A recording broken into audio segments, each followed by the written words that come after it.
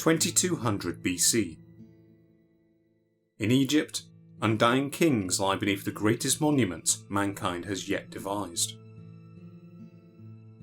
In Mesopotamia, the world's first empire is on its knees, slowly collapsing under the weight of drought and rebellion. And far to the west, on the windy shores of Britain, an age of unprecedented prosperity is dawning. Fueled by the arrival of metalworking, Britain would find itself once again transformed as fields and villages took the place of the forests of old. But this new society was fragile, and in the centuries ahead, it would be threatened by the changing climate. Around 1200 BC, the long rains would arrive. They wouldn't end for centuries to come.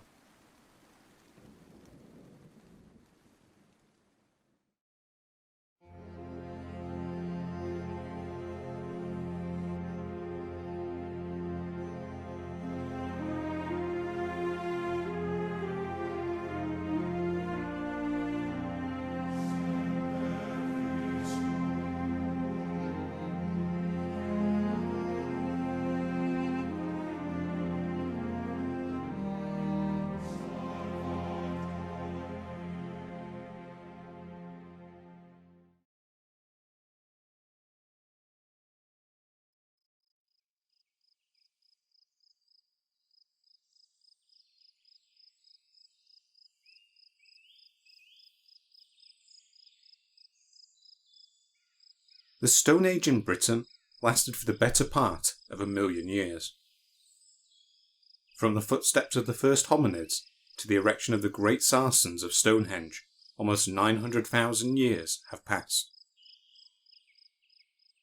For much of that time, Britain lay empty, ruled by the ice. Time and time again, humans would be driven out. Then, around 8000 BC, the ice retreated, never to return. In the millennia ahead, Britain would be settled, first by hunter-gatherers, then by farmers seeking to tame its wilderness. Through it all, its people remained illiterate. What little passed for history would have been passed down as stories, or carved into the land itself in the form of the great Neolithic tombs and monuments. Bookkeepers the people of Britain may not have been, but they were ideally placed to practice another craft, one that would revolutionise life in these isles once again. By the time the Romans arrived in the 1st century BC, we can say with confidence that the Britain they would have found bore little resemblance to that of 2000 years prior. In the place of forests lay organised field systems, ruled over from vast central fortifications. Already many centuries old, it was a new type of society, built first on bronze, then iron. The arrival of metalworking is often used by historians as a simple boundary for societal development. Before then, the world was ruled by flint, a useful material, but one that required many hours of crafting to be practical. The appearance of bronze, from around the end of the 3rd millennium BC onwards, would provide the Britons with a durable new tool set, one that would prove far more versatile than flint.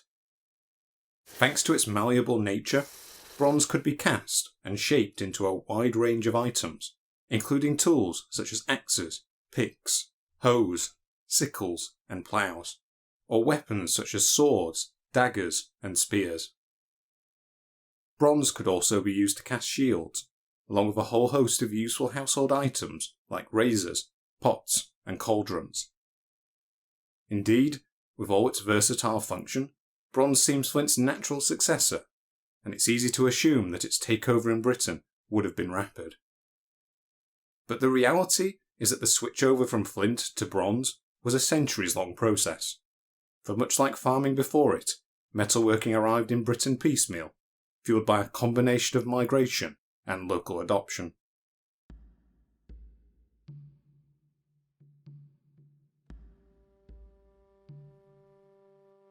One of these migrations would change the very identity of Britain. Towards the end of the Stone Age, Britain was still a land of isolated communities. Most of its citizens would have lived in villages made up of thatched houses large enough for a family of 10. Comprised mostly of farmers, the people of each region would have been grouped together in loose tribal associations. These tribes would in turn have been semi-mobile, coming together occasionally around centralised ancestral sites. In Ireland, the population may have been more settled, but its people still relied on well-defined ritual landscapes. Around this time, the great communal tombs of the Neolithic begin to give way in favour of more individual burials, which in turn began to contain personalised selections of grave goods. Then, around 2500 BC, a specific item starts to appear amongst these goods. The first of these were found in the southwestern reaches of England and Ireland, where burials began to contain bell-shaped beakers, similar to others found across continental Europe. On face value, these beakers may not look like much, but they are part of a new package of grave goods that made their way into Britain between 2500 and 2200 BC. We covered the best known British example of these goods at the end of our last episode, when we looked at the items placed alongside the man known as the Amesbury Archer. Buried near Stonehenge around the 24th century BC, the Amesbury Archer was himself an immigrant of continental Europe, as shown by isotope analysis conducted on his teeth. But this outsider status doesn't seem to have been a barrier to him in life, as he was buried in truly elite fashion. The goods in his tomb are archetypical of the bell beaker culture, comprising of the bow, arrows, knife and beaker found in burials all over Western Europe. Much like the spread of farming before it, the spread of this beaker package into Britain has caused debate amongst archaeologists. Was the appearance of this new culture the result of mass migration from Europe, or a case of more gradual diffusion of ideas from across the Atlantic? From the 1960s, this argument had swung in favour of the diffusion theory, whose proponents pointed to high distributions of beakers found along known Neolithic trade routes. This theory remained the most widely accepted until 2018, when a new study was published in the scientific journal Nature. The results of this study clearly demonstrate that around the time of the beaker culture, there was also a radical shift in the genetic structure of the British population. In layman's terms, around 90% of Britain's Neolithic gene pool was replaced, with the newcomers bearing a strong resemblance to the beaker people that dwelled in the lower Rhine area. An earlier study confirmed similar arrivals in Ireland, and between the two, the facts now seem difficult to dispute.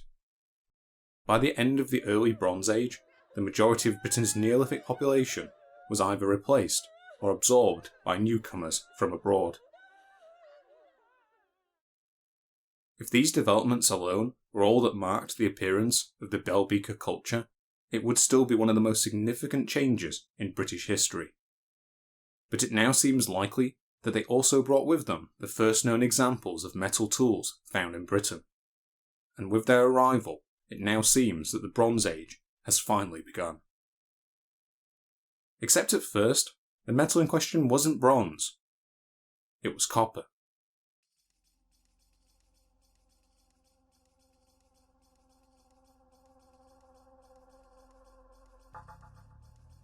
The Copper Age is one often overlooked by history. Yet in many places, it lasted as long as the Bronze Age that would follow it. Much like farming before it, the earliest evidence for copperworking appears along the Fertile Crescent of Mesopotamia in the 5th millennium BC. Here it would remain the dominant form of metalworking for another 1,000 years, around the same time that copperworking begins to creep into Europe. By the mid-14th millennium BC, items that had previously been crafted in stone, such as axes and knives, started to be replaced by copper replicas throughout Central Europe. Perhaps the most famous example of these was found in the possession of the Iceman Ötzi, whose frozen body was found in the Alps between modern Italy and Austria. Amongst the quartz knife and flint arrowheads that were found in his possession, there was also a finely crafted copper axe, the blade of which displays clear signs of having been used as a cutting implement. Nearly a millennium later, this same type of toolworking would arrive in the southern reaches of Britain, appearing at roughly the same time as the Bell Beaker culture. And it is here that some of the oldest copper items have been discovered, in the form of the knives laid to rest alongside the body of the Amesbury Archer. These three simple knives represent the most advanced technology of their day. If the Amesbury Archer crafted them himself, as the presence of metalworking tools in his tomb suggests, then he would have seemed almost a magician to his fellow man. First, he would have needed to be able to recognise copper ore, then acquire it, either through mining it himself or by trading for it from an established mining site. If the metalworker was starting from scratch, he would also have needed to know how to concentrate the raw copper by first crushing it, then roasting it to remove impurities. After that, he would also have had to know how to smelt the purified copper, for which he would have had to build a charcoal furnace capable of reaching temperatures over 1000 degrees centigrade. Finally, he would also have had to know how to cast the metal into usable tools, a process that would have required mastery in its own right. We can only imagine the trial and error the invention of this process would have required, along with the leaps of imagination needed along the way. In a world where people would have shaped tools out of large sections of flint or bone, this process could only have seemed like magic, as men took piles of rock and dust, then transformed them into the hardest material yet known. The Amesbury Archer's knives would have given their bearer a high status indeed. Like their owner, the copper used to make them came from continental Europe, though it remains possible that they were crafted on British soil. But when it comes to the first signs of native copper extraction, we must look not to Stonehenge and southern England, but to Ireland. Here, around 2400 BC, people began to collect the seams of copper that occurred naturally in the rock formations of Ross Island, Killarney. Their methods were simple. When a rock face containing a seam was discovered, the miners would light a fire against it. Once the temperature had rendered the seam brittle, they would break it apart with stone hammers, then crush the ore into a fine powder for smelting. The actual casting seems to have taken place elsewhere, as no examples of metal items have yet been recovered from Ross Island. Much as with flints before it, the early smiths of Britain seem to have quickly separated the various tasks involved in metalworking, extracting the precious material at fixed sites, then exporting it to the wider area where it could be shaped according to need. It certainly seemed to have been a successful formula, as the copper extracted at Ross Island has been found in a sizable portion of the early metal items unearthed across Ireland and Western Britain. The existence of a defined Copper Age in Britain is still a controversial one for many archaeologists. If it did exist, then it lasted only briefly. By 2200 BC, bronze had already made its first appearance on these shores. This new metal held major advantages over both copper and flint. Firstly, it was less brittle, making it unlikely to break when used for intense labour. Secondly, it was capable of holding its edge for longer, making it a more practical tool for cutting and chopping. Finally, as we detailed earlier, bronze carries a level of versatility in its crafting that flint simply couldn't match. With these advantages, it seems obvious that bronze usage would replace flint as the go-to material. And it did, eventually. But for the first centuries of the Bronze Age, flint remains dominant in much of Britain. This transitional period, lasting from around 2500 to 2000 BC, is commonly referred to as the Late Stone Age, Early Bronze Age by archaeologists. It wasn't until after 2000 BC that flint work began to decline, with bronze establishing its supremacy. The reasons for this long adoption period are simple. You see, unlike copper, bronze is an alloy made of two separate metals, and one that occurs rarely in nature. Alongside the main element of copper, bronze making also requires the addition of small portions of either tin or arsenic. In the case of the former, most early bronzes would have contained about 1/10 tin, which would have needed to be smelted independently and then added to the molten copper. But compared to copper, tin is a rare element, usually only found as the ore cassiterite. Prior to bronze's arrival in Britain, this ore was mined in places like eastern Germany or on the shores of Spain and northwestern France.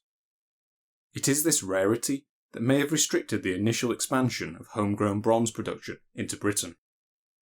Luckily for its people, this problem would soon be solved by the discovery of vast amounts of alluvial tin along the Cornish coastline. After this, it simply took time for this new metal to spread and be accepted. Most early copper and bronze axes seem to have been crafted with this acceptance in mind, as they closely resemble the flint axes that people would have seen and used their whole lives.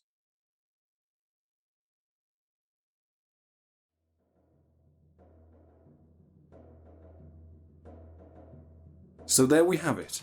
Around 2000 BC, bronze becomes the material choice for toolmaking in Britain. But what exactly was it that the people of Britain were using it for?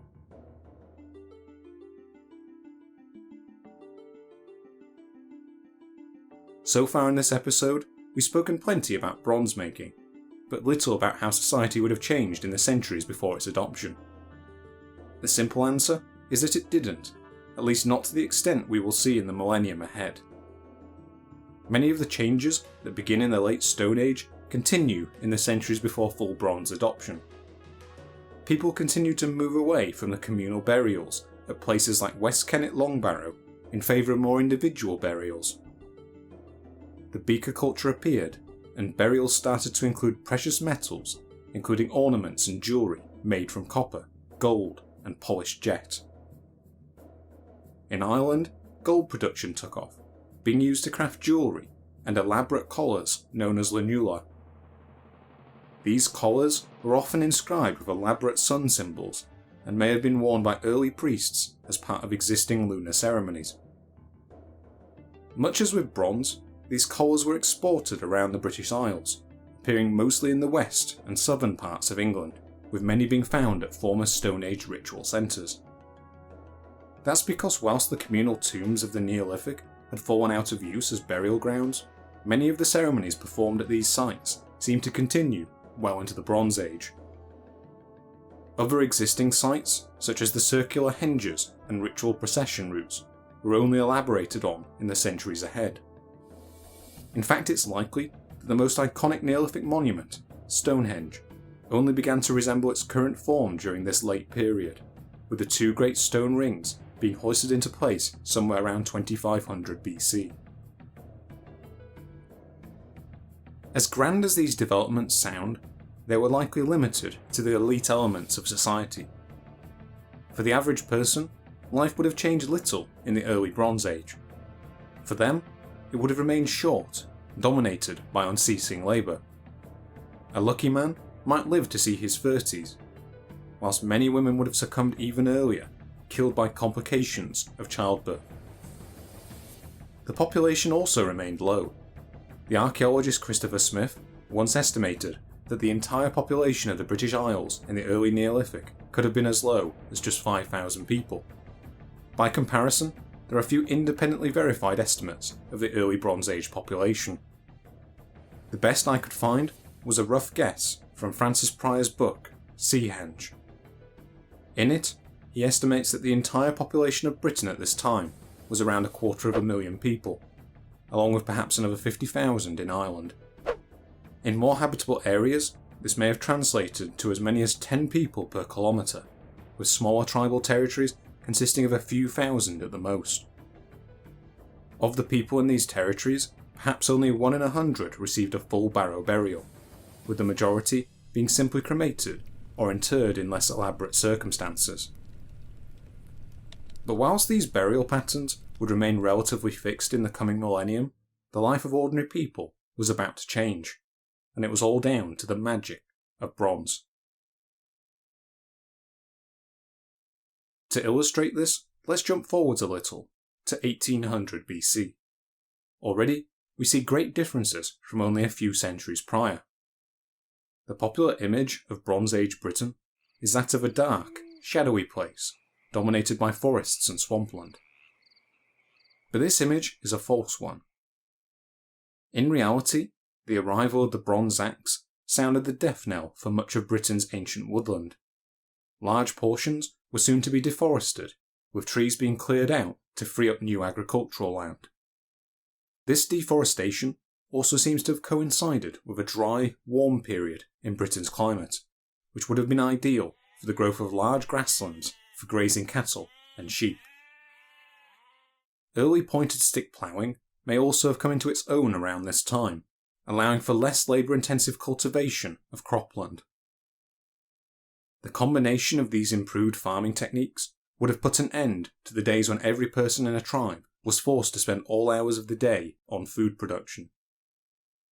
With fewer bodies needed to support the population, the people of Britain were suddenly given options they had never had before.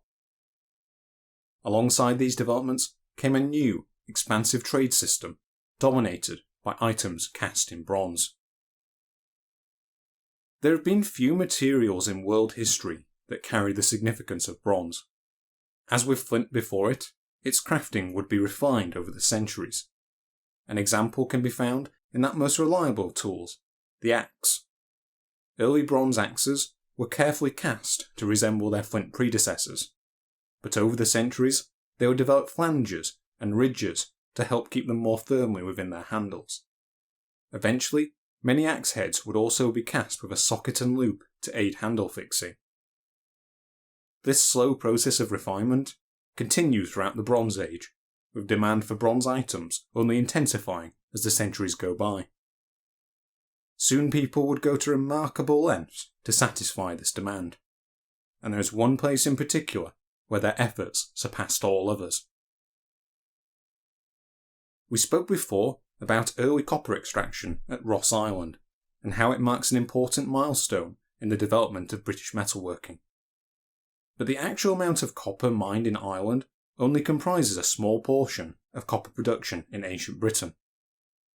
In the case of Ross Island, early mining efforts would have been limited to gathering the precious material from coastal rock formations. But if we think of mining in a more modern sense, with copper being extracted through mile after mile of underground tunnel, then it is not Ireland we need to look to, but Wales.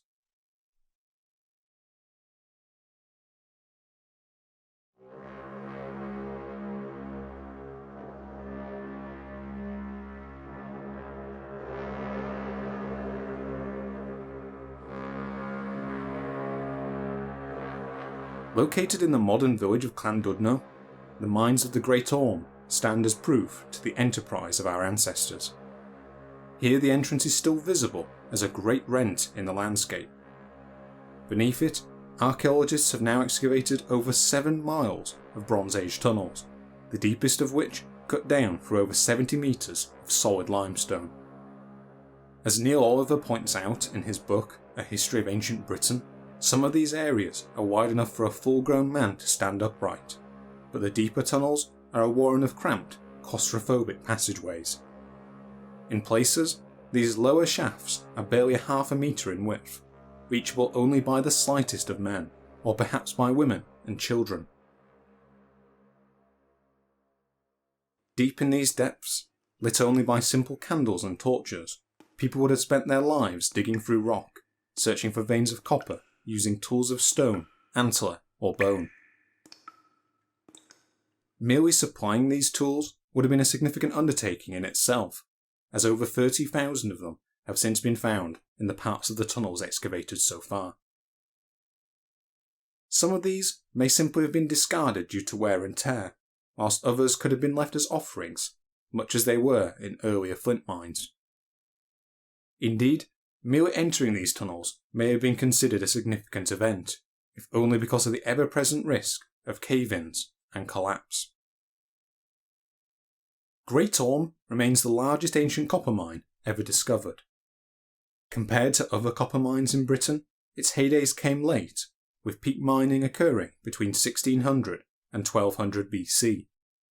By that time, mines in places such as Ireland or Western Europe seem to have been abandoned.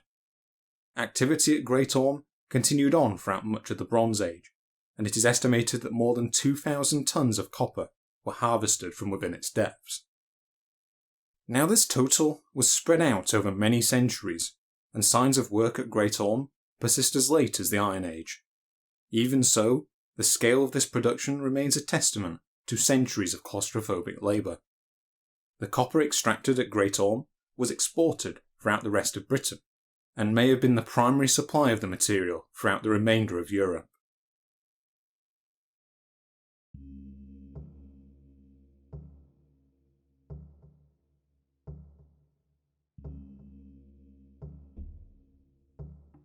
In prior episodes of this series, we've spoken about migrations of both people and technology across the Channel into Britain. But so far, we've said little of the craft that would have been used to make these crossings. The earliest journeys to Britain were likely made using simple rafts and hollowed out log boats. These methods date back to the Neolithic at least, and evidence of shipyards potentially dating back to the Mesolithic have been found both on Orkney and the Isle of Wight. These simple approaches for navigating the waterways of Britain remained in use for millennia, but from 2000 BC onwards, the gradual growth in trade routes, along with an increased demand for bronze on both sides of the Channel, required vessels of a far more substantial nature. The first known examples of these larger craft were found on the banks of the River Humber near the village of North Ferriby.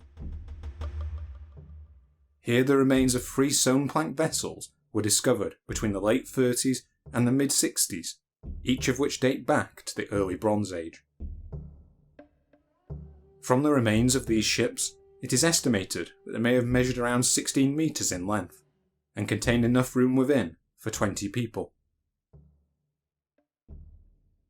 Such size was only achieved through a process of meticulous construction.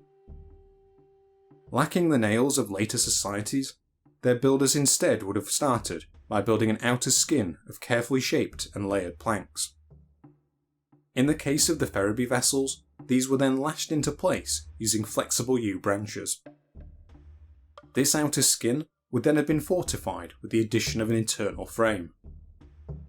When completed, it seems these ships would have been piloted by oars alone, as no stone plank vessel has yet been found equipped for a mast. Due to the primitive state of archaeology at the time, the Ferriby boats had to be cut into smaller sections to allow their removal.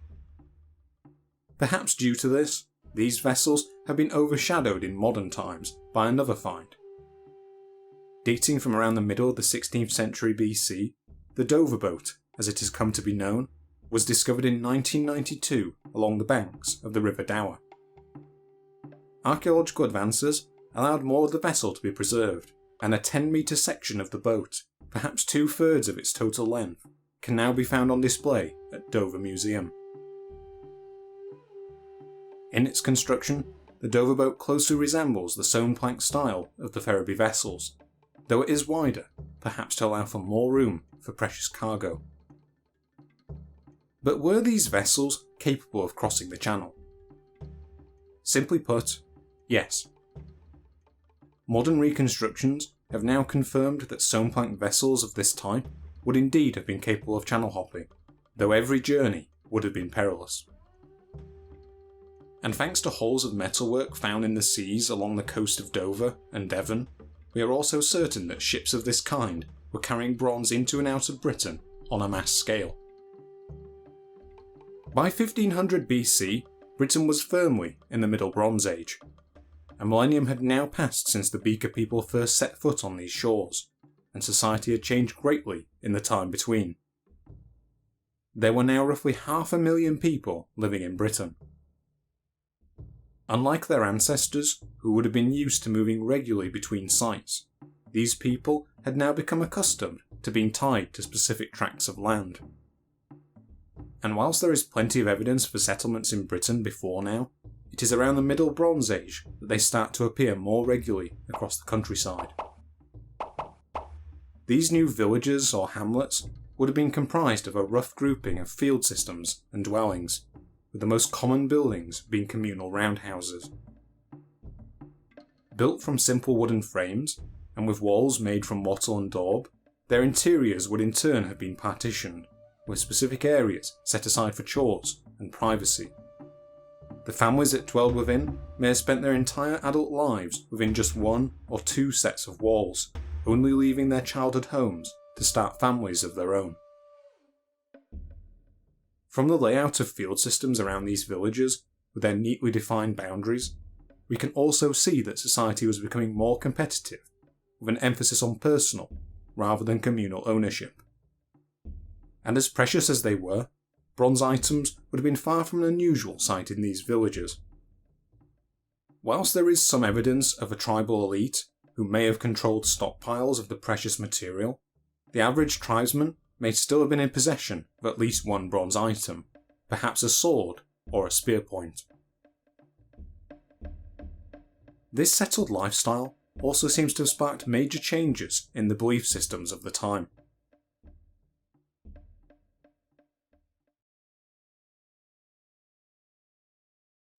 We discussed before how the early Bronze Age saw a level of continuity at pre-existing spiritual centres. But after 1700 BC, people start to move away from these forms of worship towards new rituals associated with lakes, rivers, and other sources of running water. What exactly sparked this change in thought remains debated amongst archaeologists. One theory is that water came to hold much of the symbolism of the prior Stone Age sites, with the surface of lakes and rivers acting as a portal between the worlds of the living and the dead. An alternative hypothesis is that the weather in Britain was becoming wetter as the Bronze Age progressed, and that people began to associate certain places with gods or spirits of rainfall that might be appeased. Yet another theory focuses more on the role of these rivers and streams as trade highways, with offerings being made to bestow good luck upon potentially dangerous voyagers. Whatever the cause, the appearance of these new belief systems spelled the end for the monuments of old. Slowly, henges across Britain began to be abandoned, and in time, even the greatest of their number would be forgotten. By 1600 BC, work at Stonehenge begins to fizzle out, its final renovations never to be completed. By the late Bronze Age, the site lies silent, surrounded by neat and orderly field systems. Water offerings would remain common in Britain for centuries. There is evidence that offerings were still being given to sites as late as Anglo-Saxon times. Indeed, in modern Britain, offerings are still given to the waters today, in the form of coins thrown into wells and fountains in order to bring good luck. Back around 1500 BC, the offerings people were making would have been far more precious. In the various hoards that have been dredged out of rivers across Britain, we find tools, weaponry, and jewellery, much of it made from bronze. On first glance, these offerings could be mistaken as a form of storage, with accumulated hoards acting as a tribe's hidden store of precious items. But there are big problems with this theory. Often these hoards were discarded in places that would have made their retrieval extremely difficult, such as on the edges of bogland or fens. Moreover, many of these items seem to have been broken beforehand. It is not unusual to find a bronze rapier snapped in two, or a spearhead with signs of partial melting. With this in mind, it might seem that these offerings are little more than a form of early waste disposal. But this theory also has problems. It now seems that many of the items in hoards found at places such as Flag Fen in Peterborough or along the banks of the Thames River were deliberately broken before being placed into the water. This behaviour is particularly puzzling, as bronze is recyclable, with broken items simply needing to be melted down and cast anew. Clearly, something else was at work here.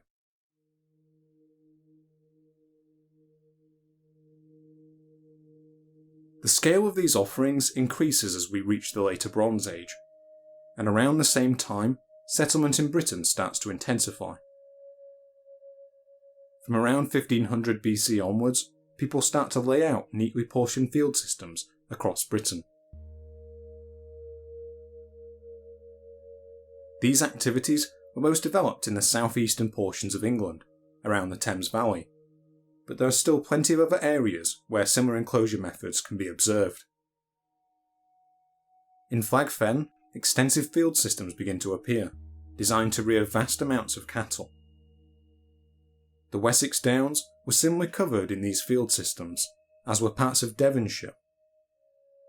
It is now thought that similar field systems would have covered much of Britain, with even hills and moorland being neatly portioned up using earthworks and ditches.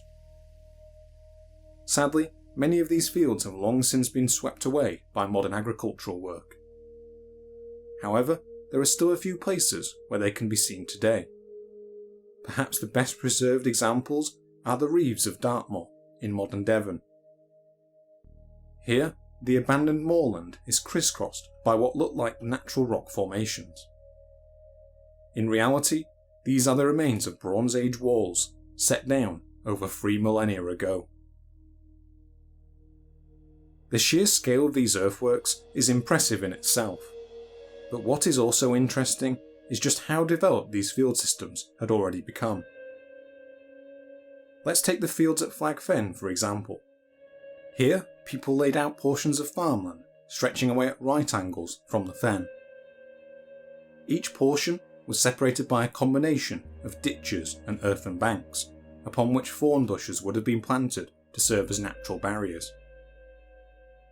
Gates would have also been placed at the corners of each field, allowing their owners to funnel animals into and out of the fields using a series of droveways. At first, people would have driven their herds of cattle and sheep along these channels on foot. Then, around 1300 BC, a new form of transportation seems to emerge. The earliest known example of this was also found at Flag Fen. Here in the 1990s, the partial remains of a wooden wheel were unearthed. To the surprise of many archaeologists, it was attached to an axle, which had once in turn been mounted on a simple wooden cart. This cart would have been a light, ox-drawn affair, designed to cross the moist fenland without getting bogged down. A more complete example of these wheels has also been found at nearby Must Farm Quarry, dating from around 1000 BC. You might think that these early wheels would have been little more than crude circles of wood, but in reality they were made from a sophisticated combination of alder, oak and ash. And by the time of the Must Farm wheel, harnesses designed for horses are also showing up in the archaeological record. These horse-drawn carts, or ones like them, would remain in use for millennia, still occasionally being seen on the roads of modern Britain. They would also evolve along the way, becoming the famous carriages and chariots of Iron Age Britain.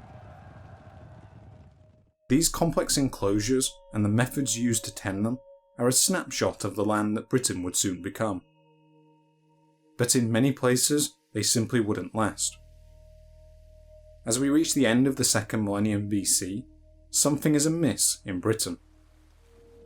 The climate, once dry and warm, is beginning to deteriorate.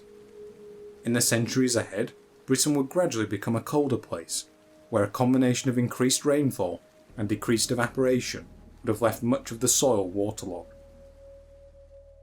These changes would have in turn led to the growth of peat and blanket bog in the low-lying areas, along with increased soil runoff in the deforested uplands. This loss of fertile soil would spell the doom of many of these complex field systems. Gradually the population of Britain would have been forced down into the valleys and inlands, as a rise in sea levels also claimed large portions of land around the coasts of Britain from 1200 BC onwards. These new weather conditions would persist throughout the remainder of the Bronze Age, only abating well into the Iron Age. This changing climate had major implications for societal life in Britain. Pressed together in the productive lowlands, individuals and tribal groups alike may suddenly have had to define new boundaries within which to operate. This added pressure on remaining farmland would also have changed the priorities of Bronze Age societies. Food production would suddenly have become paramount, as was the preservation of fertile land. In the centuries after the arrival of these climatic changes, these priorities increasingly began to influence the belief systems around which these societies would have revolved. For perhaps the best example of this, let's return to Flag Fen, where a remarkable wooden structure was discovered in the early 1980s by archaeologist Francis Pryor. The causeway at Flag Fen stretches across a kilometre of fenland, connecting the island of Norvey to the dryland shore. Built in several phases between the 14th and the 9th centuries BC, this structure consists of approximately 60,000 wooden stakes driven deep into the fen.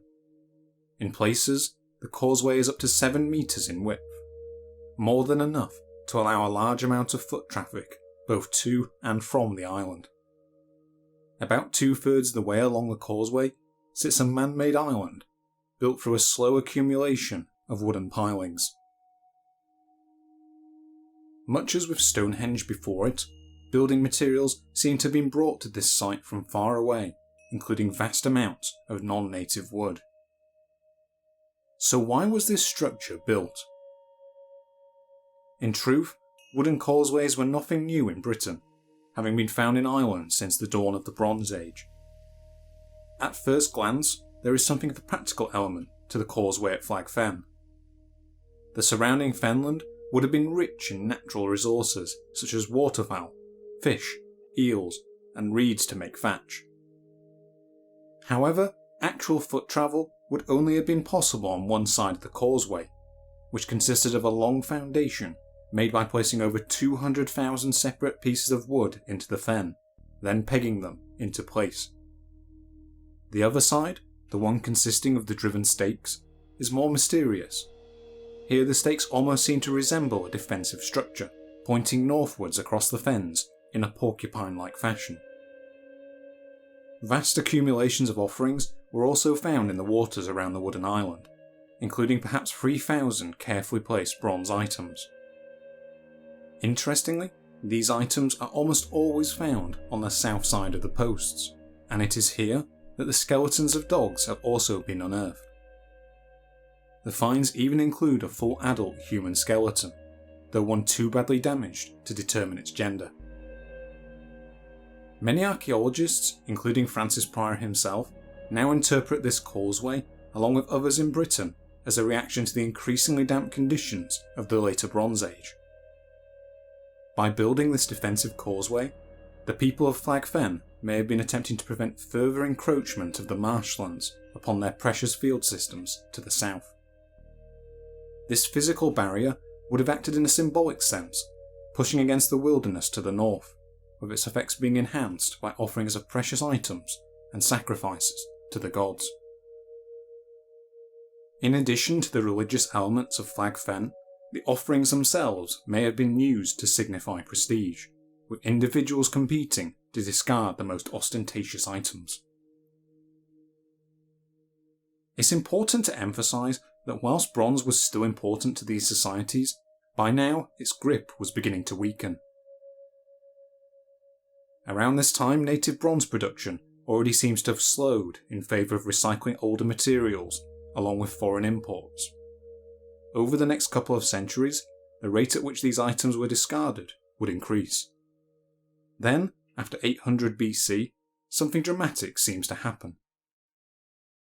All over Britain, and in some areas of continental Europe, large hoards of untouched bronze items start to appear. Known as the Flynn Valor period, after a cache found in Wales, many of these hoards contain high prestige items, such as elegant razors and princely cauldrons, carefully hammered out of layered bronze plates. By 600 BC, many of these hoards also begin to include bronze items containing an excessive proportion of tin, which would have rendered the metal too brittle for practical work.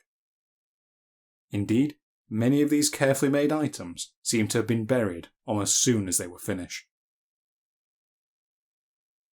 The reasons behind this activity are still something of a mystery. We do know that around the same time these items were buried, the total amount of bronze in Britain seems to have been falling. This was likely due to the emergence of new states in the Mediterranean, where the demand for bronze would have caused it to slowly drain out of northwestern Europe.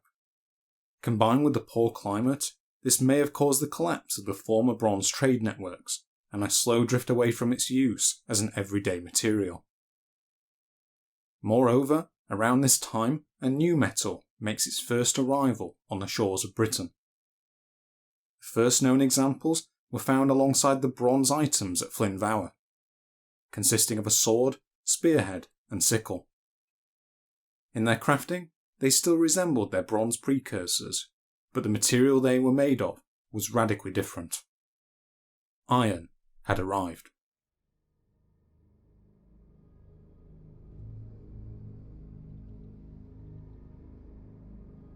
Compared to its precursor, iron is stronger, more elastic, and easier to repair. And unlike bronze, which relied on access to precious copper and tin, iron was easy to find. In many areas, merely ploughing a new field would have been enough to generate workable quantities of hematite ore. However, when it came to smelting this ore, there was a problem. The melting point of iron, at around 1500 degrees centigrade, is much higher than that of copper, and far beyond the temperatures that a simple clay furnace would have been able to achieve. Instead of using the casting process that bronze smiths would have been familiar with, early iron smiths would have relied on heating the ore to the point where it would have clumped together in a rough solid. This solid would have then been hammered in an effort to remove impurities, then reheated and hammered again. This arduous process would have had to be repeated many times until a relatively pure metal could be produced. Even then, casting would have been impossible with the technology of the time, and smiths would have instead spent many hours carefully beating the white-hot metal into usable objects.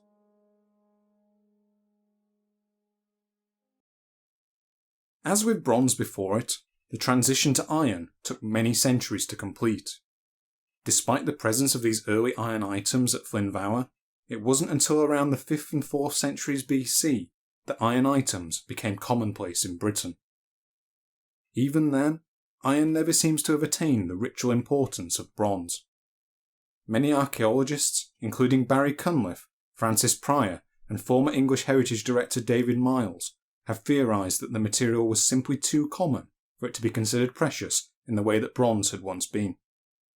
Moreover, the dwindling amounts of bronze in Britain between the 10th and the 5th centuries BC may have forced ritual behaviours to evolve in the absence of metal.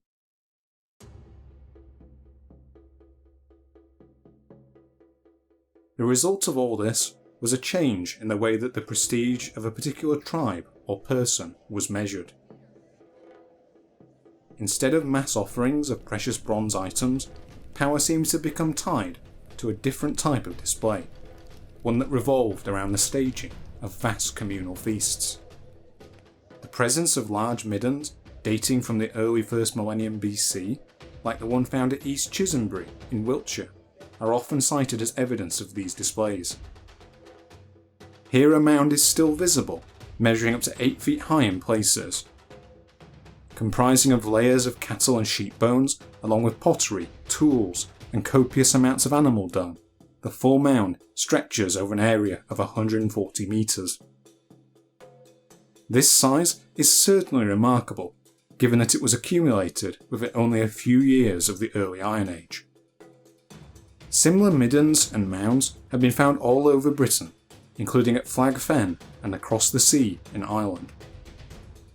In addition to their prestige-boosting nature, these feasts may also have represented new ways to honour the gods and the ancestors.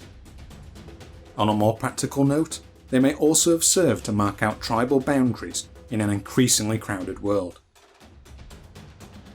Throughout the Iron Age, society would undergo a great deal of change. At first, life remained similar to that of the Late Bronze Age. Then after 600 BC, the climate in Britain would start to improve. This enhanced environment, combined with the emergence of effective iron farm tools, would boost the agricultural capabilities of the people of Britain. Around 500 BC, the population starts to expand rapidly, and soon Britain would be home to millions. In the centuries after this, we start to see regional differences appear, as the country is divided up into realms ruled over by petty chieftains and kings. In many parts of the country, fortified settlements start to appear, including a new type of structure that would soon dominate much of southern England and Wales. Around 600 BC, the first of these hill forts would be erected, and from them, petty kings would dominate the land until the arrival of the Romans in the 1st century AD. We'll look at these developments and more next time. But before we end today, let's jump forwards one last time to the late 4th century BC. Don't worry, we'll check back in on Celtic Britain next time. Today, however, I want to tell you a story, one that is rarely mentioned in modern histories. This is the story of how Britain got its name. For this, we have one person to thank. Well, a few. The first was perhaps the first literate visitor to the British Isles. His name was Pythias. He was born around 350 BC in a Greek colony on the southern coast of France. Around 325 BC, he took a voyage to Britain, journeying either around Spain and up the coast of Gaul, or taking a more direct overland route. He first landed in Cornwall, known then to the residents as Balearia. There he learned that the island's name was Albion, and that its locals were referred to as the Britanni or the Britanni. After completing his navigations, which he claimed included a circumnavigation of the entirety of Britain, he returned home. Here, he did the same as any enterprising Greek of the time. He wrote a book. Sadly, no copy of Pythias's book, On the Ocean, has survived to modern times. What remains of his work can only be glimpsed at in excerpts contained in later authors' writings, amongst whom his findings were controversial. The most famous of these sources are the works of two other Greek writers. The earlier of the two, Diodorus of Sicily, refers to Britain in his Bibliotheca Historica under the name of Britannia. This P spelling may well have remained the same if it wasn't for the second writer. His name was Strabo, author of the Geographia. In the first book of his work, he briefly discusses Pythias's reports of Britannia. However, in his work, the P is replaced. This simple change, likely the result of an error by a later scribe, gave our island the name that it has held ever since. Britannia, Britain.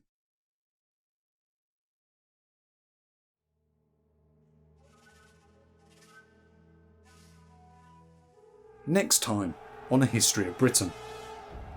The Iron Age rolls on, leaving an increasingly prosperous nation behind it. By the 1st century BC, Britain is separated into petty kingdoms, united only by a shared family of cultures and languages. But all of this is about to change. Far to the south, a foreign army arrives in Britain for the first time. At its head stands Julius Caesar, the conqueror of Gaul.